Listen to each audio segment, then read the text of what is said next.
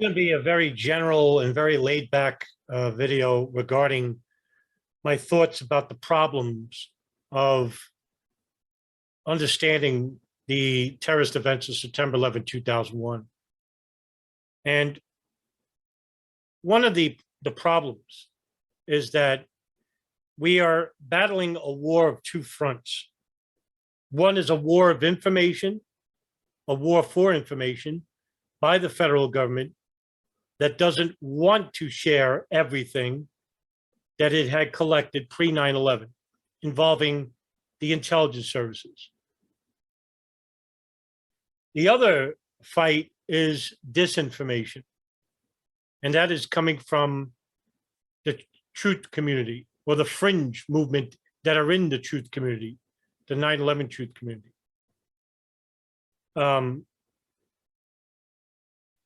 One is a war that is worth fighting for, and the other is just a war that is waste, a war of waste, an effortless war. And it's imperative for people who are just coming into 9/11 or just have a general understanding of it, is that the internet is awash, saturated with disinformation, films, videos, and I can literally name you dozens of people who spread disinformation, whether knowingly or unknowingly. And I have made a lot of critical videos over the past 2 years, 3 years actually, calling out some of these people. Some of these videos I can't put on YouTube because they consider it bullying. In fact, I had a strike previously regarding a critical video I did of Barbara Honegger. It's uploaded on Odyssey, which is not as restrictive as YouTube. And I have tried many times to reach out to the public in regards to having them know something rather than having them believe something. And for me, this is the essence of humanity, the psychology that is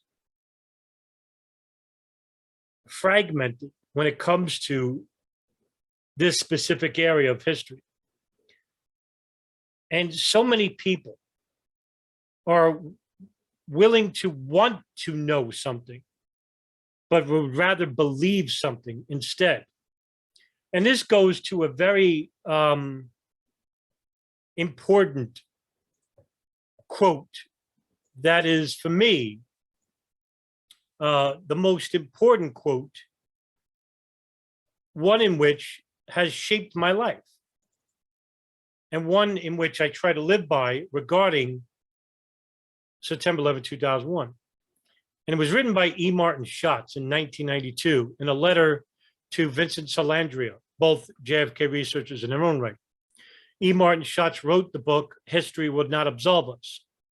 And in the book, he wrote a quote called On Belief versus Knowledge, in which he says, "It is so important to understand that one of the primary means of immobilizing the American people politically today is to hold them in a state of confusion in which anything can be believed, but nothing can be known, nothing of significance, that is. And the American people are more than willing to be held in a state because to know the truth, as opposed to only believe the truth, is to face an awful terror and to no longer be able to evade responsibility. It is precisely in moving from belief to knowledge that the citizen moves from irresponsibility to responsibility, from helplessness and hopelessness to action, with the ultimate aim of being empowered and confident in one's own rational powers." This quote is the defining issue within those who study the events of September 11, 2001. How many people are out there right now that believe something happened on 9/11? For example, how many leading 9/11 advocates believe no plane crashed into the Pentagon? How many 9/11 truth advocates believe that invisible space beams shot down from the sky melted the Twin Towers into dust, causing dustification? How many 9/11 advocates believe that the phone calls made on these planes are faked by using either voice morphing technology or having them being read by the actual people on the plane in a hangar somewhere, surrounded by nefarious agents of the government under the threat of death? But how many know it? Because to know is to show evidence, that is, something that could be used in a court of law. But you could believe whatever you want. You can believe any of those scenarios. You could believe that the planes were actually remotely guided by Dov Zakheim in a bunker somewhere in the United States. You can believe that the hijackers are still alive. You can believe that George Bush and Netanyahu conspired together and orchestrated 9/11. But do you know it? This is the defining moment of the 9/11 truth movement. Well, whatever is left of it, that is. But that doesn't tell you anything. It may tell you certain things about 9/11, but doesn't tell you anything. The first thing that one must admit when it comes to this subject is that nobody knows when it comes to September 11, 2001. Not even me. Now, sure, I may do videos and talk about certain subjects, but that's through vigorous study and vigorous research over 16 years. I'm rather new to the internet, probably naive when it comes to trying to relay this information to the public. Much of the public doesn't know anything about 9/11, and some of them actually believe certain things happened on 9/11. But how many know? It's a very small fraction. I could probably name 5 or 6 names on my hand. I think that's a real crime. One of the crimes of 9/11. But I can name you dozens and dozens of people I would never recommend. So when we talk about knowledge and we talk about belief, one must put aside their preconceived biases and their ego.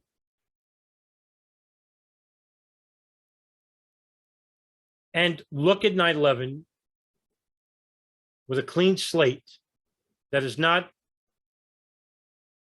objectionable to conspiracy or to the official narrative, whatever that is.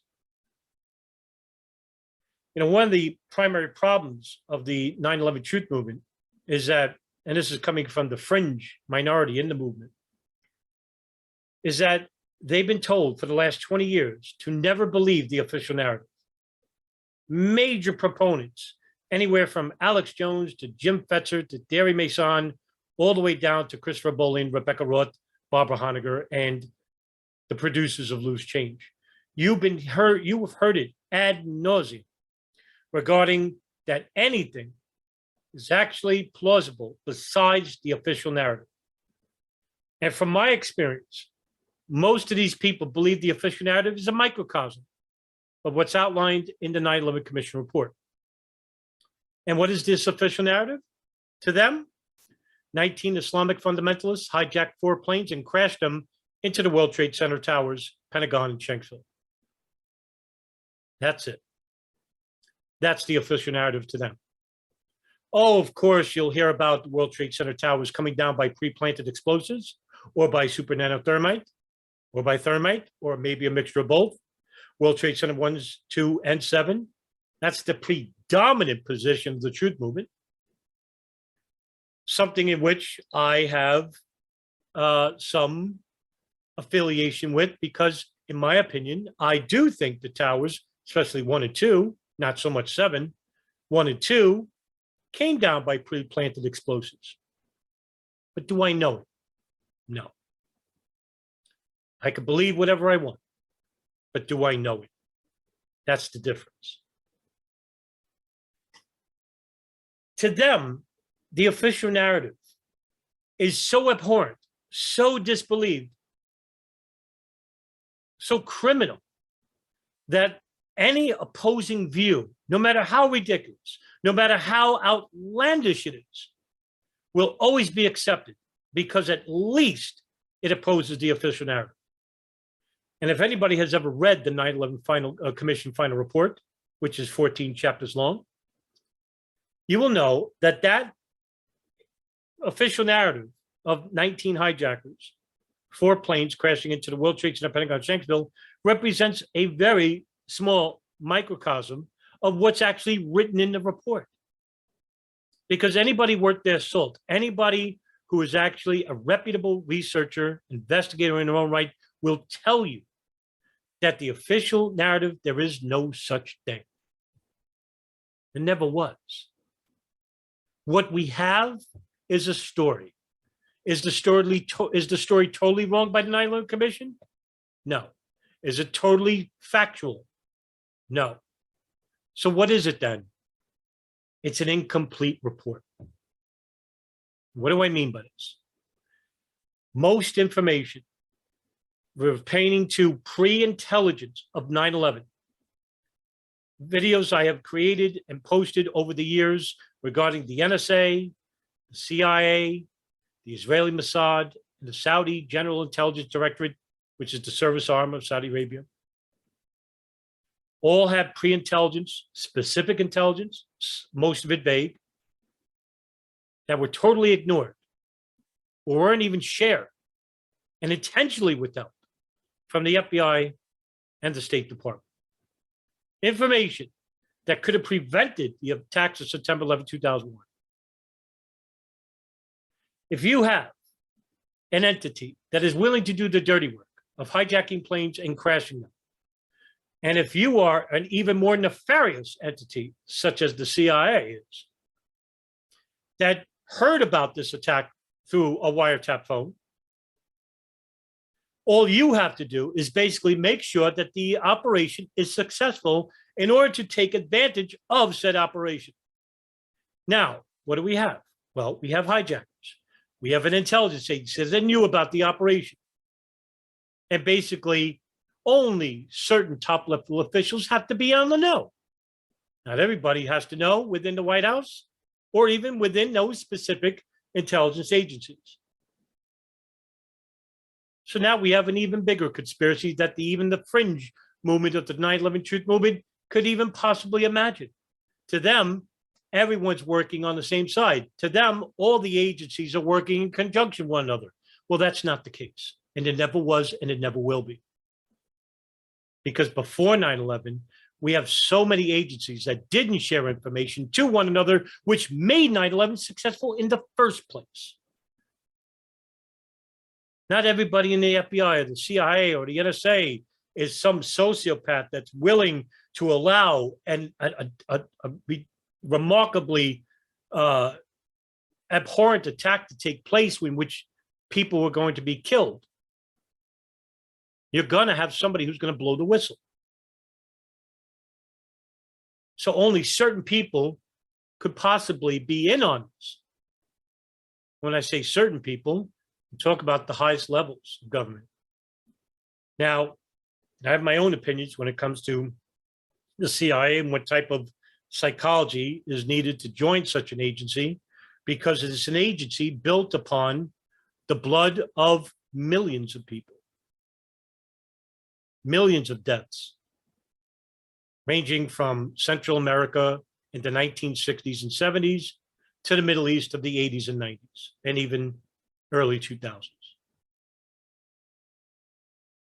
How many wars were conducted based on their lives? Were they coups d'etats that they're behind? How many countries and lives have been destroyed just by this specific agency? To have a clear and general understanding of what took place before September 11, 2001, you must look at it without any preconceived bias, no matter if it's from a racial point of view, that you hate Arabs or that you hate white people or that you hate a certain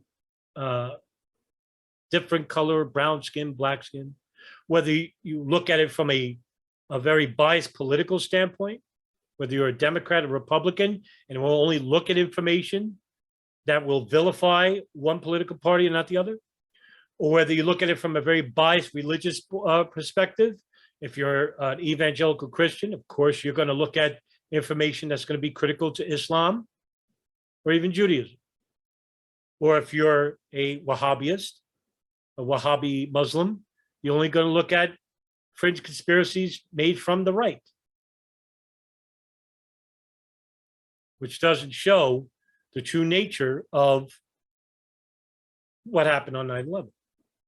All these preconceived mindsets from the human constructs of politics, racism, religion, are often transgressors to the truth. And you're only getting a very skewed point regarding this magnificently expansive event. It's not simple, and I can't simplify it. I know some people would like me to, but I can't do it. There's no way I could talk about 9/11 in 10 to 15 minutes. It's impossible. And it's honest. Because in order to understand this event, you have to understand certain avenues related to this event, such as the understanding of our foreign policy, for example, with Saudi Arabia, with Israel, and how that might influence attacks like this or allow attacks to happen so we can compound on previous foreign policy guidelines. Also, the understanding of the intelligence agencies and how they work, the FBI, the CIA, the NSA, who were the players involved with pre-intelligence of 9/11. This is the major and most important aspect of 9/11. Intelligence, which is information, not belief, but information, knowledge of an attack, of a terrorist event before it even happens. Remember, intelligence is power. Knowledge is power. And all you have to do is take a look at the death of Jeffrey Epstein to understand that much. It was a blackmail operation. The most powerful entities on the face of the earth are those involved with signals and human intelligence. Not the bankers or the globalists or Illuminati or whatever you want to call these people. The fossil fuel industrialists, the Pentagon. No, the real power comes from intelligence, because they could hear and they could see things about you that you don't want to be known to anybody else. You could blackmail somebody. You could sell that information for money. You could sell that information for information. To get a better understanding of this, go watch the film The Good Shepherd. Matt Damon, Robert De Niro, John Turturro, excellent film. It's the nature of the CIA, that film. The understanding of radical fundamentalism, Wahhabi Islam. What is the tenets of Wahhabi Islam?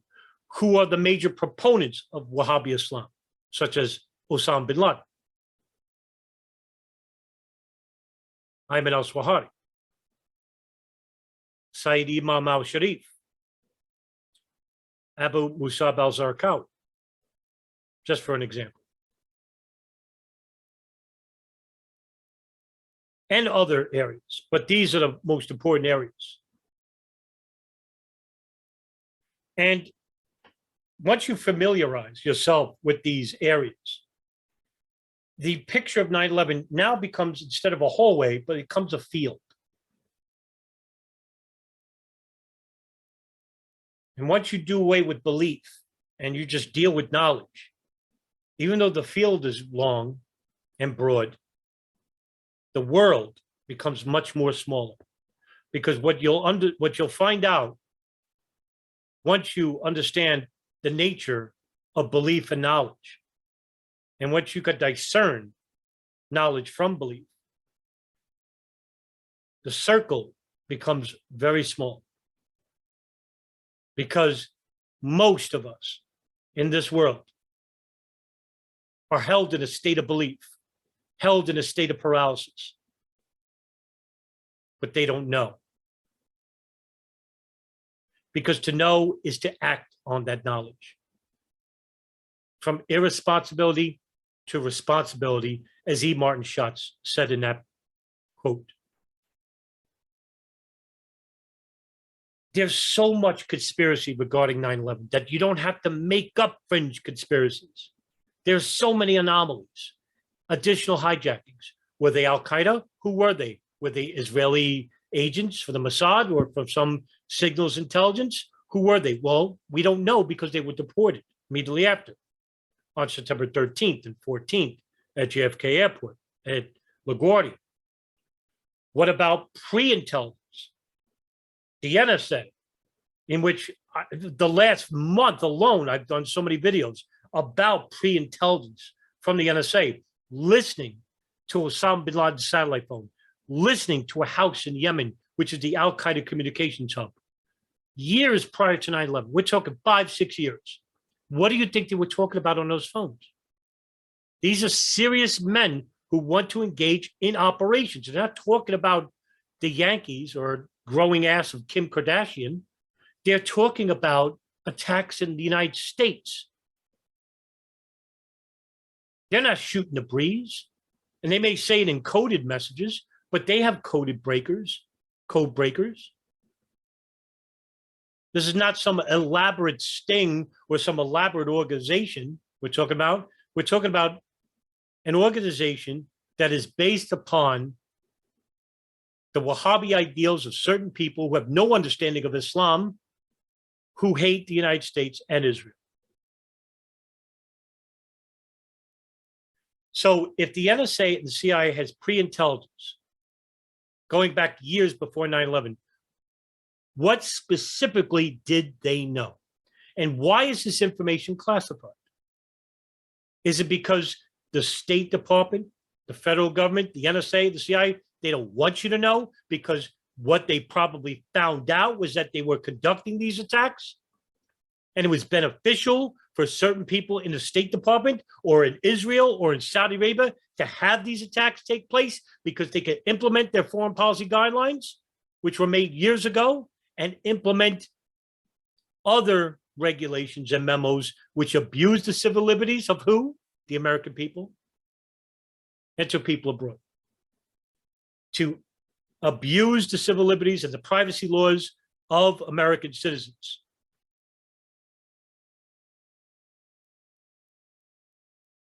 There's so much here, so much that you don't need to make up these fanatical tales. That you don't have to believe. You can know certain things. Yes, we can. We can know certain things. The information is out there. They're all whistleblowers from the FBI that are telling us that, yes, the CIA had information that, if shared, could have prevented parts of 9/11 or even 9/11 itself. We have one of the most important whistleblowers since Daniel Ellsberg, Thomas Drake, a former senior executive of the NSA, who basically came out years ago and tried to warn his superiors at the NSA. Look at the information we collected. And if shared, could have prevented 9/11. The CIA, who had intelligence about 2 Al-Qaeda operatives coming inside the United States, who had dual U.S. visas, 2 men who participated in terrorist events, who are known to go to a terrorist meeting in Malaysia, wasn't shared with the FBI, wasn't shared with the State Department. Why? Why not? No, instead, you don't want to believe in hijackers or hijacked planes, which absolved the CIA, which absolved the NSA, which absolved the Israeli Mossad, who are all monitoring these people, the Saudi GID, who are funding these people before the attacks even happened. So now you can't study anything other than stay at ground zero and then tell people from Oregon, hey, did you know a third building fell? You're just repeating somebody else's work instead of elucidating information, knowledge that you learned and sharing that with people in the street. We can know certain things. We don't have to believe them. And to know something, we can act on it.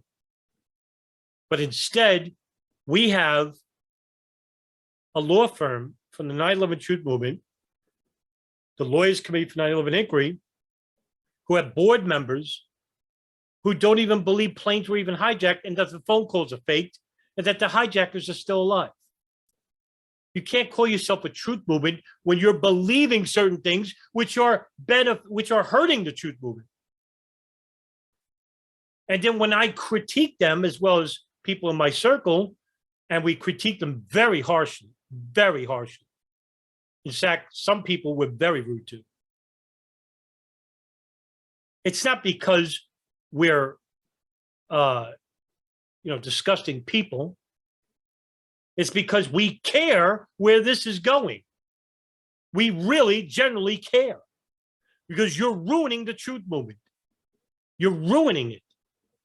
You're ruining what's left of it by believing and employing these ideas.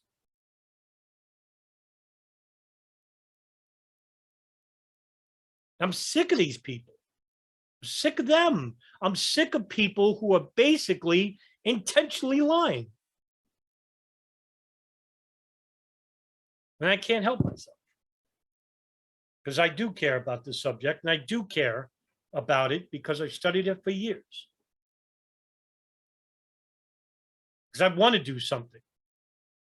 I'd like to hold people accountable. But we can't do that. Because we don't have enough people who know. But we have so many people that believe.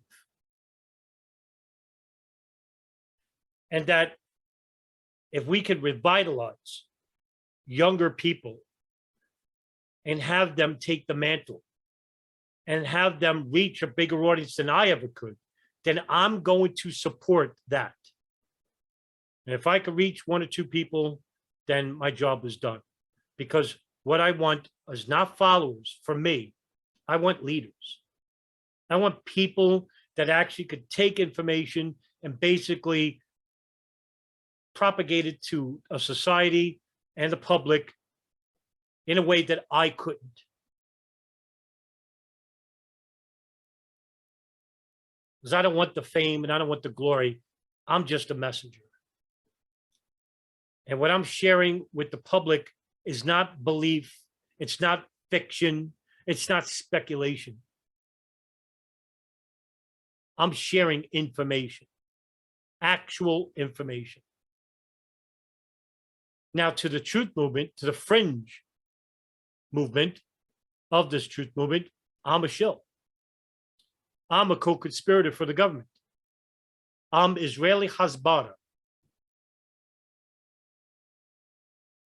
And I'm the problem because I believe in the official narrative, even though there is no official narrative. There never was. You just believe there is one. There's an incomplete narrative. And like I said before, to you, the official narrative is basically a microcosm of a book that you never read. Generally, anyway, most of you never read. And I'm the only person in the world to upload in its entirety the 9/11 Commission report and the Joint House Inquiry.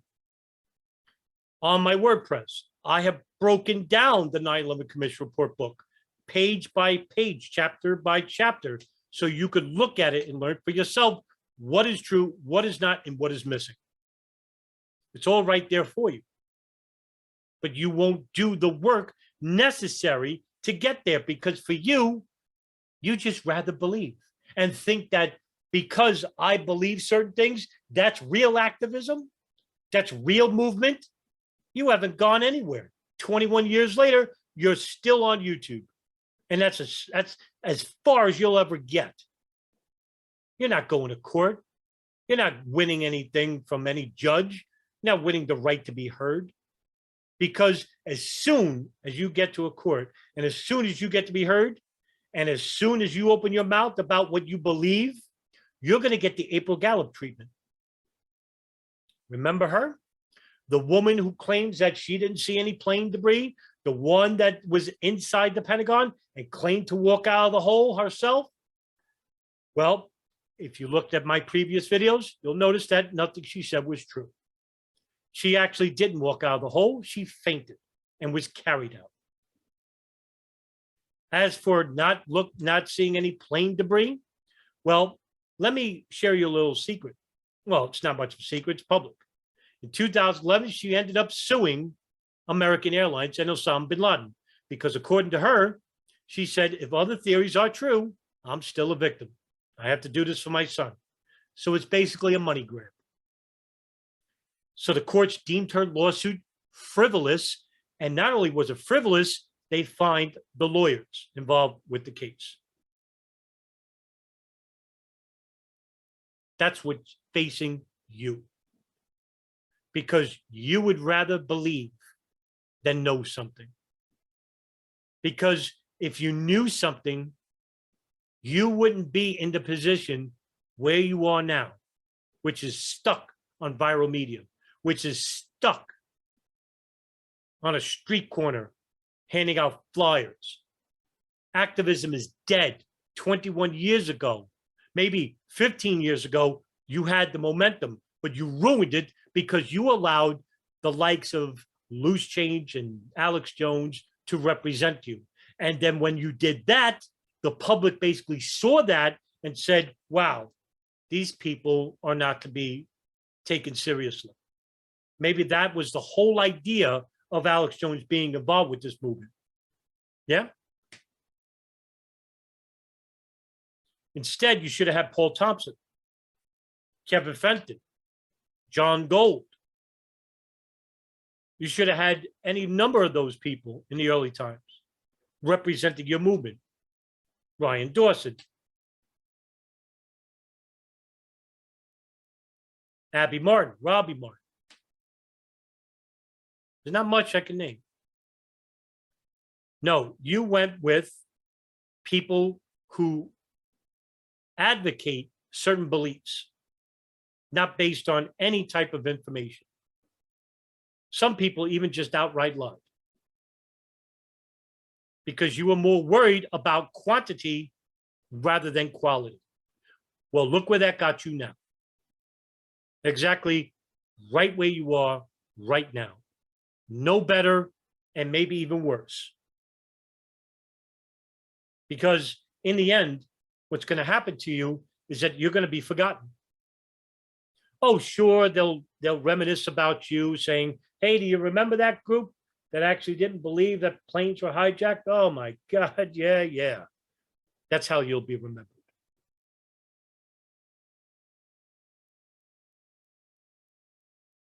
When you obtain knowledge, information, you're going to be vilified by the world. I think I read that somewhere in the Bible too, where they professed in their belief in Christ that they'll be subjugated or convicted by the world. And I'm an atheist, by the way, not a Christian. But the analogy is that once you profess knowledge, once you profess the truth, knowledge is truth, you're going to be vilified. Vilified by those who are ignorant of 9/11, those of the affiliated with the federal government at some level, and of course, the fringe movement of the 9/11 truth movement. So from three fronts, you'll be maligned, you'll be subjugated, you'll be personally attacked, You'll feel violated, defeated, deflated, alone. But you don't have to feel this way. You could feel vindicated. You could feel empowered that after all of which you are afflicted upon, made you stronger, because when you profess the truth and then you're assaulted by lies and beliefs, the only thing that's going to be left standing in the course of time is the truth.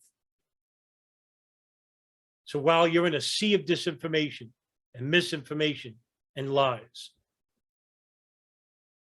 when the waters recede in time, the only thing that will be left sole standing is the person who professes knowledge and not belief. And to end the video on a more promising note, here is E. Martin Schatz talking about belief and knowledge and how important it is to profess it. So now we come to a real problem. Our society confronts the individual with a choice. If you want to avoid marginalization, you compromise the truth. And the problem is that the moment you compromise the truth, the moment you contribute false uncertainty, at that moment you have joined the cover-up. This is the critical point. Another way of saying this is that society is prepared to confer a reward on anyone who is willing to drink the waters of uncertainty. The reward is legitimacy, the reward is credibility, the reward is access, the reward is rescue from being marginalized. I understand that the pressure to compromise the truth is enormous because our society finds the truth and its implications so repugnant. Any normal person wants to be able to communicate. A normal person doesn't want to be isolated, doesn't want to turn people off. But in being concerned that the truth, as we know it, will turn off our neighbor, in compromising and pretending we do not know for the sake of having credibility, we are destined to become part of the problem rather than part of the solution. We are destined to become agents of public confusion and denial.